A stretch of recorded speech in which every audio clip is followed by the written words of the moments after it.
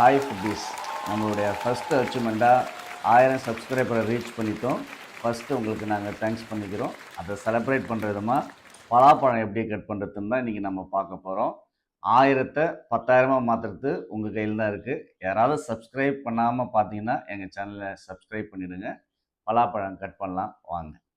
பால் படாமல் இருக்க கத்தியில் நம்ம எண்ணெய் அப்ளை பண்ணிக்கிறோம்.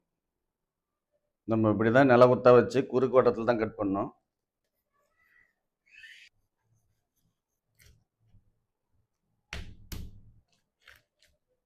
இப்போ நம்ம பழத்தை ரெண்டாக பொழுதுக்கலாம்.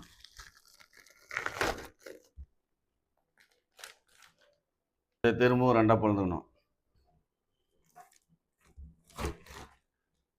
பாலை நம்ம ஒயிட் பேப்பர் வச்சு தொடச்சிக்கணும். இந்த தண்டு பகுதியை நம்ம அப்படியே கட் பண்ணி எடுத்துக்கணுங்க.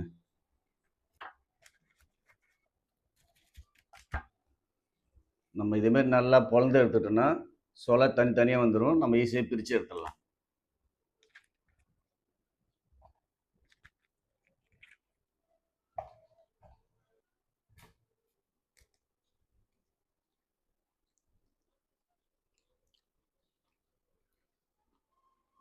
பலாசொலை இனிப்பாக தேன் மாதிரி இருக்குங்க. இதில் கொட்டையெல்லாம் தூக்கி போட்டுறாதீங்க. இதை வச்சு அடுத்த டிஷ்ஷு எப்படி செய்யறதுன்னு சொல்ல போகிறோம். பெல் பட்டனை ஆளில் வச்சுருங்க. டாடா பாய் பாய்.